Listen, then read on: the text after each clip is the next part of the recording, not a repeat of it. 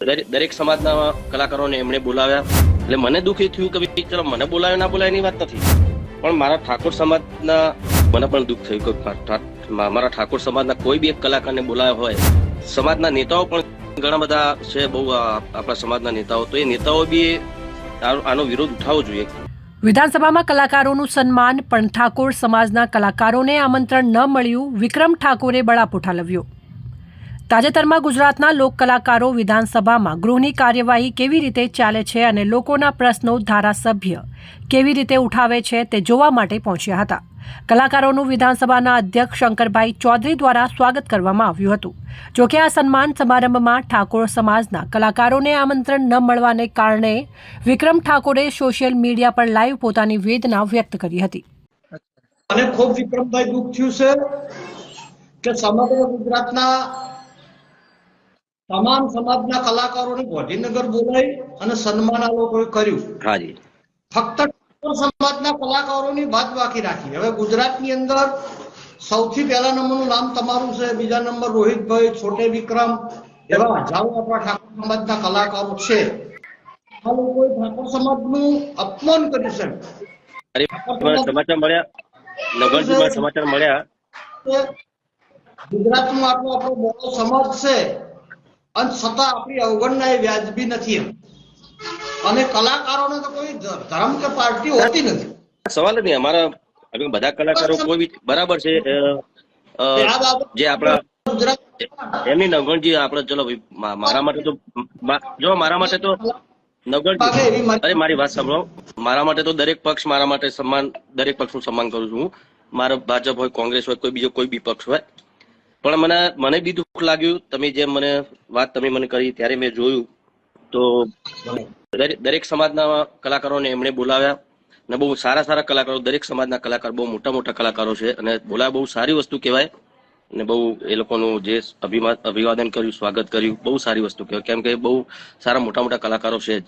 એટલે મને દુઃખ એ થયું કે ચલો મને બોલાવે ના બોલાવે એની વાત નથી, પણ મારા ઠાકોર સમાજના, ક્ષત્રિય સમાજના ઘણા બધા કલાકારો એવા છે, બહુ સારા સંતવાણી પણ કરે છે, સારું ભજનો પણ ગાય છે, સારું સાહિત્ય પણ કરે છે. ઘણા બધા કલાકારો એવા છે કે જે સારા લેવલ પર છે.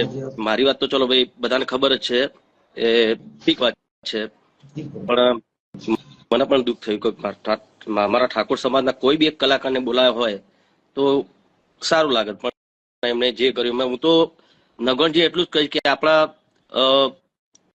સમાજના નેતાઓ પણ ઘણા બધા છે, બહુ આપણા સમાજના નેતાઓ, તો એ નેતાઓ બી આનો વિરોધ ઉઠાવવો જોઈએ, રજૂઆત કરવી જોઈએ કે આ આવું ના ચાલે એમ. મને હમણાં એક પત્રકાર મિત્રનો ફોન આવ્યો હતો, મને કે તમે તો ગુજરાતના સુપરસ્ટાર છો, લોકો તમને ગુજરાતના સુપરસ્ટાર માનો છો, તમને કેમ ના બોલાયા? મેં કીધું એ લોકો નહીં માનતા હોય, મારા ચાહકો મને માને છે ને, બહુ છે.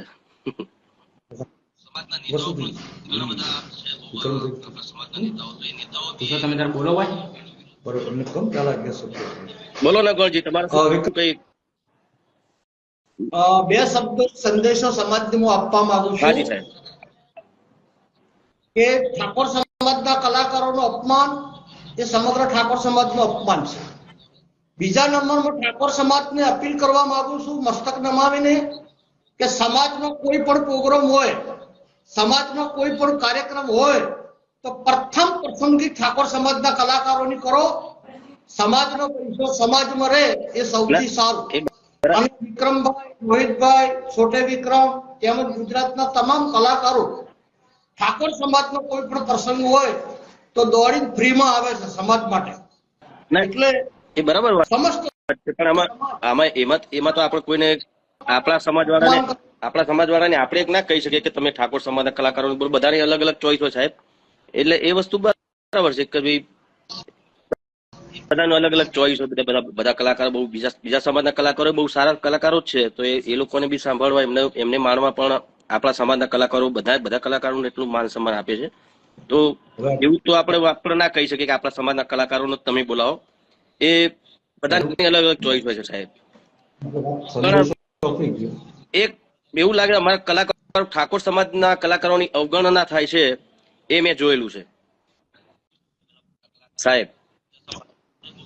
ઘણી જગ્યાએ મેં નોટ કરેલું છે કે આપણા ઠાકોર સમાજના કલાકારોની અવગણના થાય છે અને આ કલાકારોના એક અલગ અલગ બધા ગ્રુપ બની ગયા છે, જેમાં આપણા ઠાકોર સમાજના કલાકારોને ઘણા લોકો બાકાત રાખી રહ્યા છે. સારા સારા કલાકારો છે, એવું કશું નહીં.